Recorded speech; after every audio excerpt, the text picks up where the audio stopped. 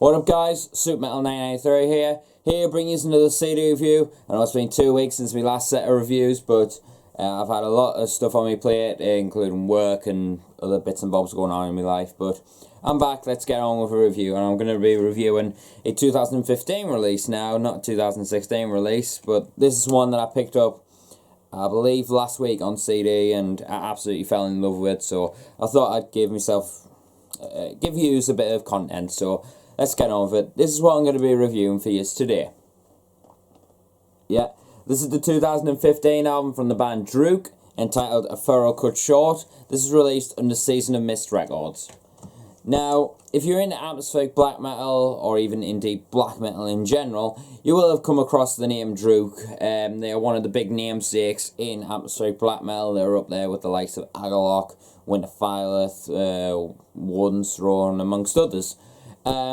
But Drudkh's never been a massive band for me in terms of wanting to get into them. I mean, I've heard only, I believe, 2 of their albums, Forgotten Legends and Autumn Aurora. And Autumn Aurora, I have to say, is one of the greatest atmospheric black metal albums. I absolutely love that album. I still need to pick it up on CD. Eventually, I've got my eye on a t-shirt and stuff like that, but that'll come in the future. But anyway, but as I said, Autumn Aurora, great album. So yeah, I was turned on to this album, funny enough, by the one Countblagorath, who done his top albums of 2015, and this album was high up in that list, and, well, not very high up, but it was in the list, and I thought, alright, I might as well give it a chance, because I do love me atmospheric black metal, and I've really been getting back into it, listening to bits by Alder, wounderful, rest in peace, obviously, and other namesakes in the genre.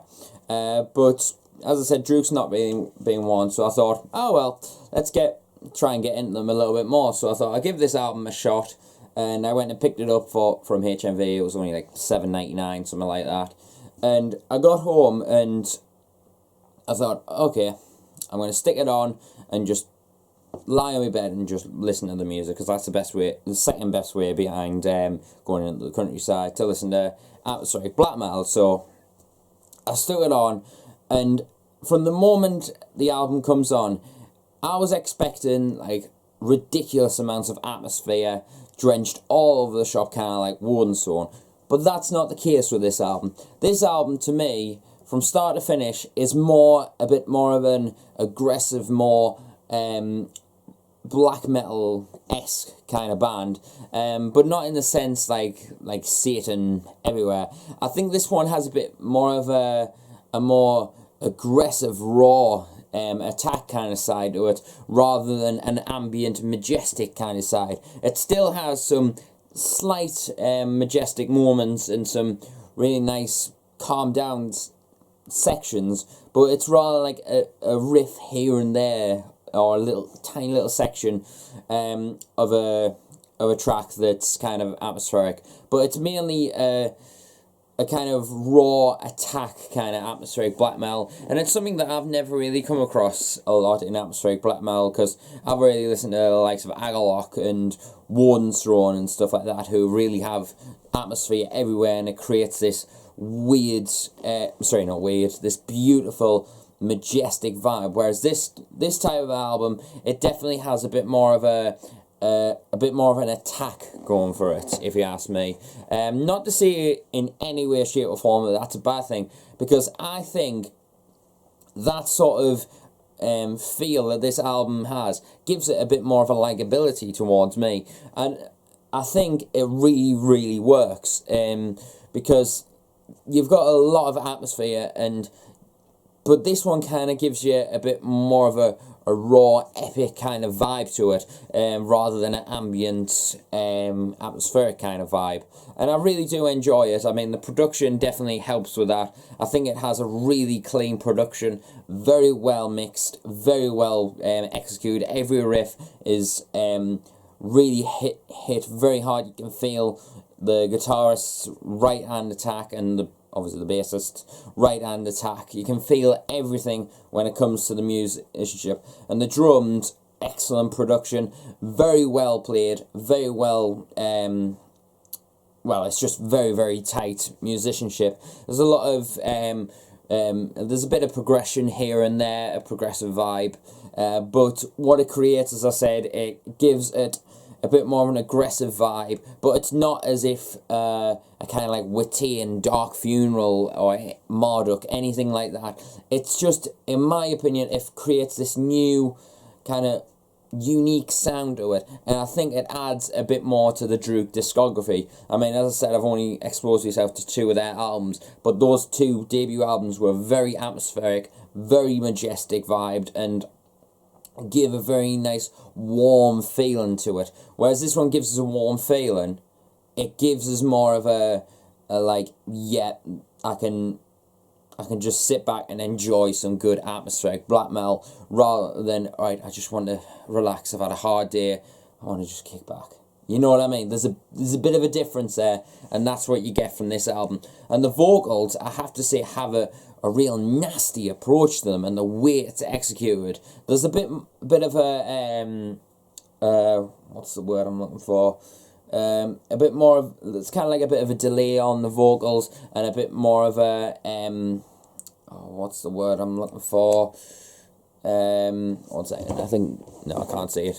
It's on me amp. But it's got a bit more of an effect on the vocals, and that's what kind of gives it a bit more of a atmosphere to the music. Like, it doesn't make it completely all black metal, it just gives a bit more, remind you the Drudkh are still an atmospheric black metal, but they give it a bit more of a different vibe compared to the older albums that I've listened to.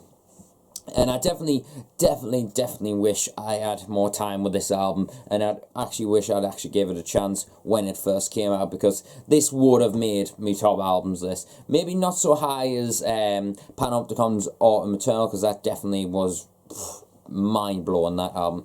But this album itself is a really solid piece of atmospheric black metal, and if you are into atmospheric black metal and you haven't checked out this album, I'd urge you to do so, because it's got a great atmosphere, it's got a different vibe compared to most atmospheric black metal albums, and I really do enjoy it a lot.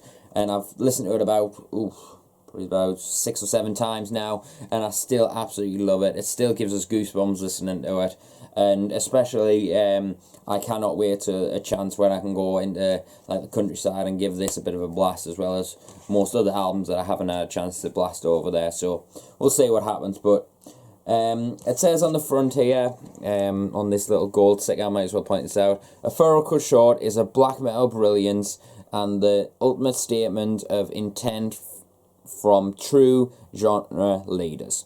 Now, that saying in itself is perfect. It is a brilliant black metal album, and the ultimate statement for intent from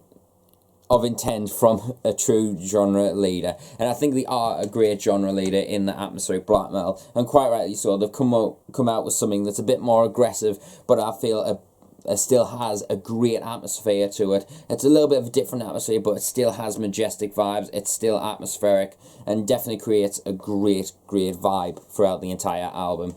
And this is the limited digipack, limited to the first pressing, as you can see there, which I'm not bothered about first presses and second presses and what shit, but you knew what I meant.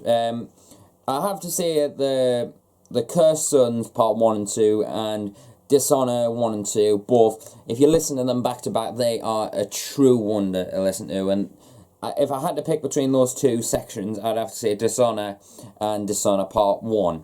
But sometimes I've been tossing and turning between the 2, because both of them are excellent tracks. But I do like the song To the Epoch of the Inboard Poets. I think it's that one.